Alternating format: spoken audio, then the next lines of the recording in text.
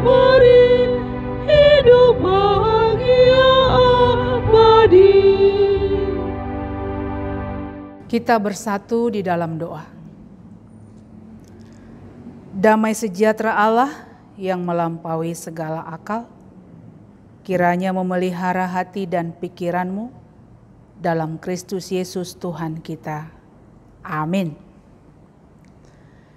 Yang menjadi firman Tuhan, renungan untuk kita hari Minggu ini, tertulis dalam kitab Imamat pasal 25, dari ayat 1 sampai ayat yang ke-13. Tahun Sabat dan tahun Yobel. Tuhan berfirman kepada Musa di Gunung Sinai, "Berbicaralah kepada orang Israel dan katakan kepada mereka, apabila kamu telah masuk ke negeri yang akan kuberikan kepadamu, maka tanah itu harus mendapat perhentian sebagai sabat bagi Tuhan. 6 tahun lamanya engkau harus menaburi ladangmu, dan 6 tahun lamanya engkau harus merantingi kebun anggurmu dan mengumpulkan hasil tanah itu. Tetapi pada tahun yang ke-7, haruslah ada bagi tanah itu suatu sabat, masa perhentian penuh, suatu sabat bagi Tuhan. Ladangmu janganlah kau taburi, dan kebun anggurmu janganlah kau rantingi. Dan apa yang tumbuh sendiri dari penuaianmu itu, janganlah kau tuai, dan buah anggur dari pokok anggurmu yang tidak dirantingi, janganlah kau petik. Tahun itu harus menjadi tahun perhentian penuh bagi tanah itu. Hasil tanah selama sabat itu haruslah menjadi makanan bagimu, yakni bagimu sendiri, bagi budakmu laki-laki, bagi budakmu perempuan, bagi orang upahan, dan bagi orang asing di antaramu yang semuanya tinggal padamu. Juga bagi ternakmu dan bagi binatang liar yang ada di tanahmu. Segala hasil tanah itu menjadi makanannya. Selanjutnya engkau harus menghitung 7 tahun sabat, yakni 7 kali 7 tahun, sehingga masa 7 tahun sabat itu sama dengan 49 tahun. Lalu engkau harus memperdengarkan bunyi sangkakala di mana-mana dalam bulan yang ke-7, pada tanggal 10 bulan itu. Pada hari raya pendamaian, kamu harus memperdengarkan bunyi sangkakala itu di mana-mana di seluruh negerimu. Kamu harus menguduskan tahun yang ke-50 dan memaklumkan kebebasan di negeri itu bagi segenap penduduknya. Itu harus menjadi tahun Yobel bagimu, dan kamu harus masing-masing pulang ke tanah miliknya dan kepada kaumnya. Tahun yang ke-50 itu harus menjadi tahun Yobel bagimu. Jangan kamu menabur, dan apa yang tumbuh sendiri dalam tahun itu jangan kamu tuai, dan pokok anggur yang tidak dirantingi jangan kamu petik buahnya. Karena tahun itu adalah tahun Yobel, haruslah itu kudus bagimu. Hasil tahun itu yang hendak kamu makan harus diambil dari ladang. Dalam tahun Yobel itu kamu harus masing-masing pulang ke tanah miliknya. Demikian pembacaan firman Tuhan. Saudara-saudara yang dikasihi oleh Tuhan, ada 2 hal dalam ayat ini yang diperingatkan oleh Tuhan melalui Musa, yang harus dilakukan oleh umat Israel begitu mereka tiba di tanah perjanjian, di tanah Kanaan yang Tuhan janjikan bagi mereka. Yang pertama yaitu tahun Sabat. Sabat artinya berhenti, beristirahat. Tahun Sabat, tahun yang ke-7, di mana mereka semua harus menghentikan segala pekerjaan mereka di ladang.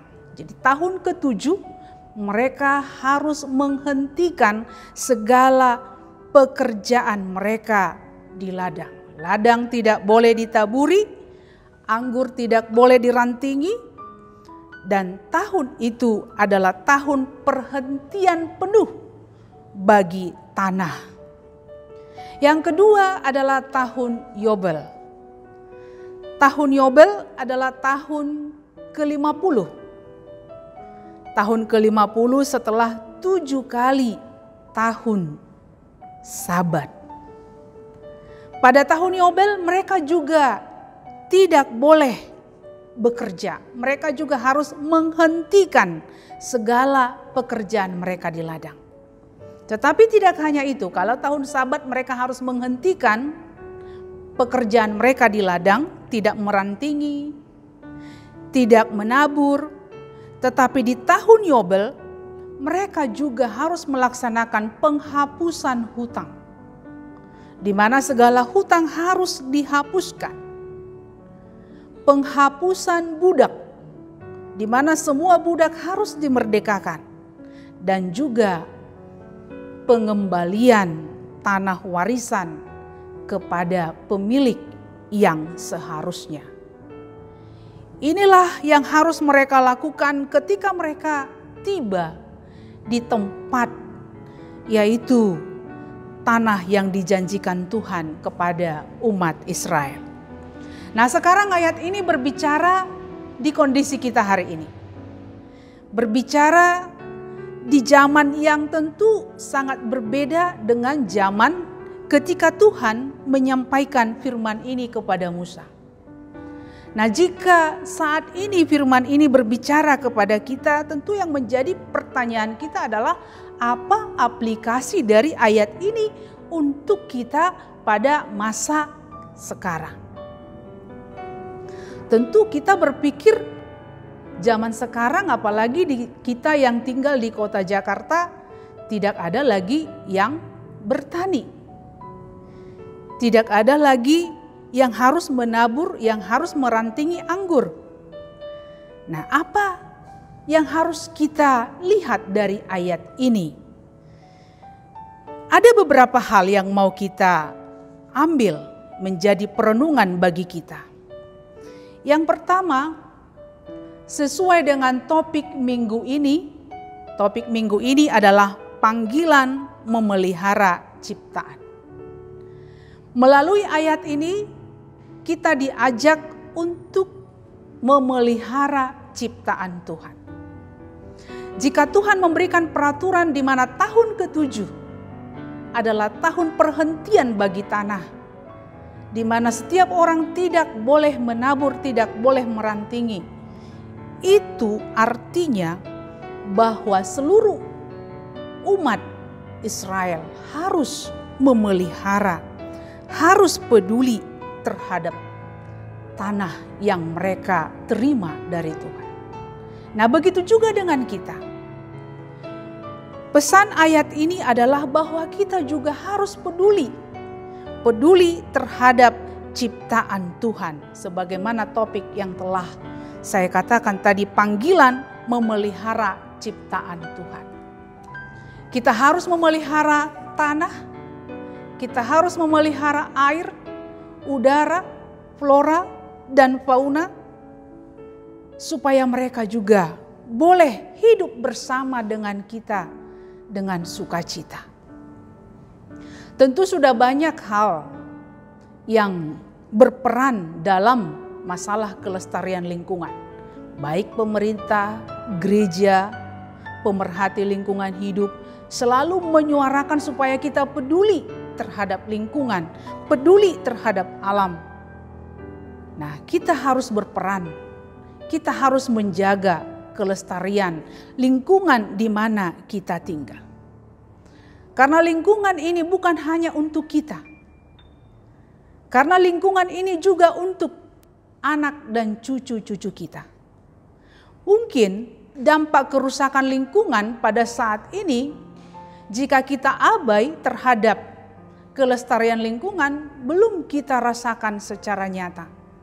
Tetapi jika kita terus-menerus abai, tidak peduli 10-20 tahun yang akan datang, maka anak cucu kita akan menderita. Karena itu, marilah kita menjaga. Tuhan sudah menciptakan lingkungan, Tuhan sudah menciptakan alam. Segalanya begitu amat baik. Begitu amat baik. Karena itu, marilah kita memelihara.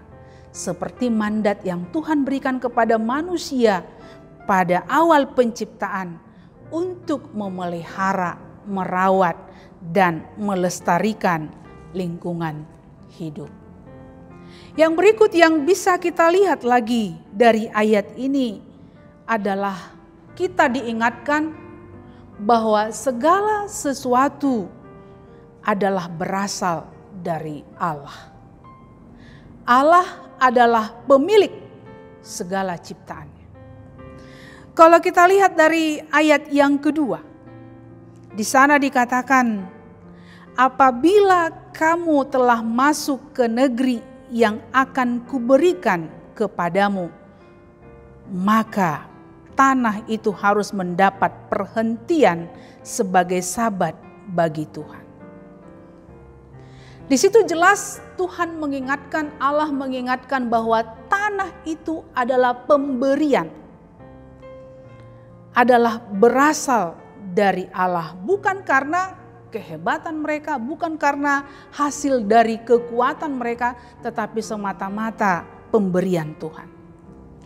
Tanah yang akan mereka diami, tanah yang akan mereka tinggali, itu berasal dari Tuhan. Nah, hari ini juga kita diingatkan bahwa segala sesuatu yang ada pada kita, segala sesuatu yang kita miliki, yang bisa kita nikmati, harus kita sadari bahwa itu adalah berasal dari Allah. Semua adalah pemberian dari Allah. Dialah yang mengizinkan itu boleh kita nikmati. Dialah yang mengizinkan itu boleh kita miliki. Karena itu jangan pernah merasa apa yang kita miliki, apa yang ada pada kita saat ini adalah hasil murni kerja keras kita. Di luar dari pemberian Allah. Pernyataan seperti itu tidak benar. Tubuh kita, pikiran kita, hati kita, tenaga kita, harta kita, anak-anak kita, semua adalah pemberian Tuhan. Nah, jika itu adalah pemberian Tuhan, apa yang harus kita lakukan? Tuhan meminta kita untuk memakai itu sebagai sarana untuk memuji, memuliakan Tuhan. Kita tidak mungkin mempraktekkan tahun Sabat secara harafiah di mana kita tidak bekerja selama setahun. Karena kita lihat dampak Covid, kita tidak bekerja beberapa bulan, dampaknya sudah seperti apa? Apalagi setahun.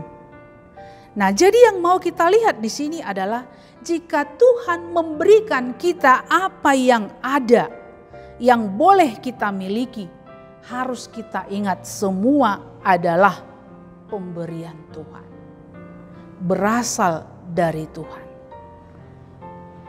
Kesehatan, kekuatan, kepintaran, hikmat, panjang umur, karir yang baik, apapun itu. Ingatlah, semua bersumber dari Allah. Kemudian kita lihat dari ayat ini, dari tahun Yobel, tahun Sabat, kita diingatkan supaya kita bergantung kepada Tuhan, mengandalkan belas kasihan Tuhan. Jika mereka disuruh untuk berhenti tahun ke-7, berhenti pada tahun Yobel, tentu yang menjadi pertanyaan, bagaimana mereka bisa makan? Mereka tidak boleh bekerja. Bagaimana mereka bisa hidup? Dan itu juga pertanyaan dalam ayat yang ke-20. Apabila kamu bertanya, apakah yang akan kami makan dalam tahun ke-7? Bukankah kami tidak boleh menabur, tidak boleh mengumpulkan hasil tanah kami? Maka aku memerintahkan berkatku kepadamu dalam tahun ke-6 supaya diberikan hasil untuk 3 tahun. Artinya Tuhan menyuruh mereka berhenti tahun ke-7 dan tahun Yobel. Tuhan mengingatkan mereka supaya mereka semata-mata bergantung, mengandalkan Tuhan. Karena Tuhan pasti mencukupkan apa yang mereka butuhkan. Berani menggantungkan harapan, berani mengandalkan hidupnya kepada Tuhan. Nah, itu juga seruan untuk kita hari ini. Mengandalkan Tuhan. Tidak mau mempercayakan hidupnya di luar Tuhan. Karena ada orang yang mempercayakan hidupnya tidak kepada Tuhan. Ada orang berkata, molo saya tigor doiba, molo saya jujur doiba, adiga peiba mamora. Daksau beiba mamora, molo saya holan, nasi tongi do niula. Banyak orang masih berpikir dia bisa kaya kalau dia bisa curang. Jalan berkat, jalan kekayaan menurut dia adalah cara-cara yang tidak benar. Itu ciri orang yang mengandalkan kegelapan, bukan mengandalkan Tuhan. Tetapi saat ini kita diajak untuk semata-mata mengandalkan Tuhan dalam hidup kita. Mengandalkan Tuhan berarti berjalan dalam kehendak Tuhan. Berjalan dalam rencana Tuhan. Berjalan dalam kebenaran yang sesuai dengan hikmat Tuhan. Itulah yang mengandalkan Tuhan. Tidak mengandalkan kekuatan diri sendiri, tidak mengandalkan kehebatan diri sendiri, tetapi semata-mata mengandalkan Tuhan. Orang yang mengandalkan Tuhan adalah orang yang tidak mau terpisah dari Tuhan. Kita ibaratkan pohon dengan ranting. Ranting bisa berbuah jika dia melekat kepada pohonnya. Ranting begitu terpisah dari pohonnya, dia tidak akan mungkin lagi berbuah, dia akan layu dan dia akan dibakar. Tidak berguna. Nah, begitu juga orang yang mengandalkan Tuhan, dia akan merasa bahwa dirinya tidak boleh terpisah dari Tuhan. Begitu dia terpisah, maka dia akan merasakan bahwa hidupnya tidak berarti, hidupnya sia-sia. Karena itu orang yang bergantung kepada Tuhan, dia akan selalu melekat kepada Tuhan. Hidup dalam persekutuan yang erat dengan Tuhan.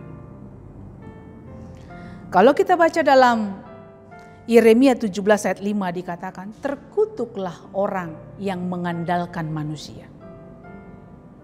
Jangan pernah mengandalkan manusia.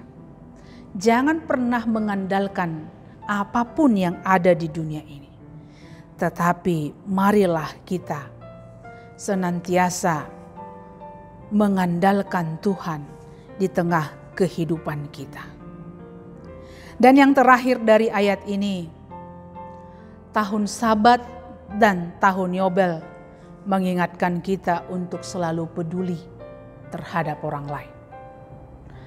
Tahun Yobel di mana harus membebaskan orang dari hutangnya, harus membebaskan orang dari perbudakan, harus membebaskan tanah warisan kepada pemilik yang sebenarnya.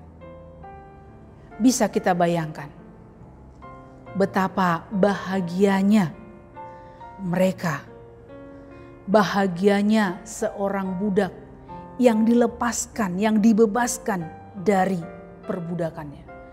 Bahagianya seorang yang berhutang, yang dibebaskan dari hutangnya. Bahagianya pemilik tanah yang terlanjur menggadaikan tanahnya karena hutangnya, dapat memiliki tanahnya kembali. Wah, tentu mereka sangat bersuka cita. Itulah yang harus dilakukan ketika tahun Yobel. Tahun Yobel, tahun ke-50. Nah, sekarang untuk kita saat ini tidak harus menunggu untuk sekali 50 tahun untuk memberikan pembebasan bagi orang lain, peduli terhadap orang lain. Tetapi kita harus selalu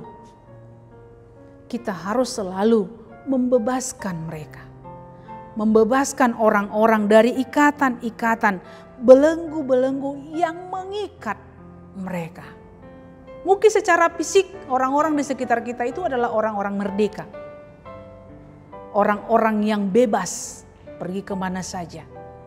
Tetapi secara psikis banyak orang yang terbelenggu. Nah, di sanalah kehadiran kita untuk memberikan pembebasan melalui kepedulian kita.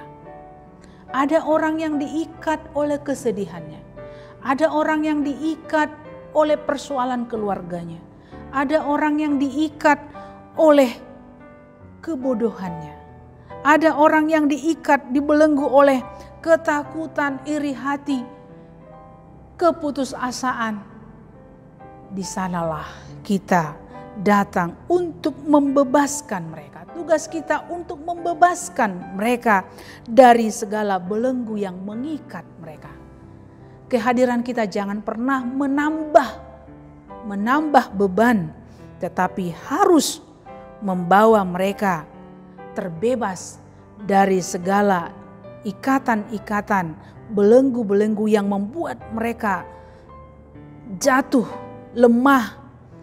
Dengan kehadiran kita mereka boleh bangkit. Apalagi di tengah kondisi sekarang. Di tengah kondisi sekarang di mana banyak sekali yang menjadi menderita karena pandemi COVID-19 ini. Saatnya kita mengulurkan tangan, membuka mata, mengulurkan tangan, membantu mereka, membebaskan mereka dari pergumulan, persoalan berat yang mereka hadapi saat ini. Tuhan memberkati kita. Amin, kita berdoa. Terima kasih Tuhan untuk firman-Mu yang telah kami dengarkan hari ini. Engkau mengingatkan kami untuk peduli terhadap lingkungan kami. Engkau mengingatkan kami bahwa semua yang kami miliki adalah pemberian-Mu semata. Dan Engkau mengingatkan kami untuk peduli terhadap sesama kami. Kami menyadari keterbatasan kami. Kami menyadari kelemahan kami. Tapi kami percaya Tuhan dengan pertolongan Engkau mampukan kami melakukan apa yang Tuhan kehendaki dalam kehidupan kami. Berkati kami, kuatkan kami. Biarlah iman kami senantiasa tetap kuat dan tangguh apapun yang kami hadapi dalam hidup kami. Berkati seluruh jemaat-Mu. Jika ada di antara mereka yang sedang sakit, jika ada di antara mereka yang sedang kesusahan, bergumul karena masalah ekonomi, bergumul karena masalah keluarga, pekerjaan, apapun yang mereka hadapi, kami mohon pertolongan Tuhan. Kami mohon Engkau melawat mereka, memulihkan, menghibur, memberikan yang terbaik, sehingga mereka bangkit dari pergumulannya, bersuka cita, memuji, memuliakan Engkau. Kami juga memohon Tuhan, semoga pandemi ini cepat berlalu. Kami merindukan kebersamaan kami merindukan persekutuan kami bersama orang-orang yang kami kasihi. untuk sama-sama memuji memuliakan Engkau, untuk dapat bekerja dengan baik. Karena itu Tuhan, kami percaya kami akan melewati semuanya dengan penuh sukacita. Anugerahkan kepada kami kesehatan, kekuatan. Berkati pemerintah kami, di mana mereka telah bekerja keras, memberikan yang terbaik untuk kami, seluruh rakyat Indonesia. Biarlah para pemerintah kami Tuhan Kau berikan hikmat, sehingga setiap kebijakan mereka boleh membawa kami kepada kebaikan, kedamaian, dan sukacita. Dan kami juga sebagai rakyat boleh mematuhi dengan baik, bertanggung jawab untuk membawa atau mengikuti semua ketetapan kebijakan yang telah pemerintah kami lakukan untuk kami. Bersama-sama untuk terciptanya kesehatan, terciptanya damai sejahtera di tengah bangsa kami. Berkati gerejamu, berkati seluruh jemaatmu. Inilah doa permohonan kami. Dalam nama Yesus kami berdoa dan mengucap syukur. Amin.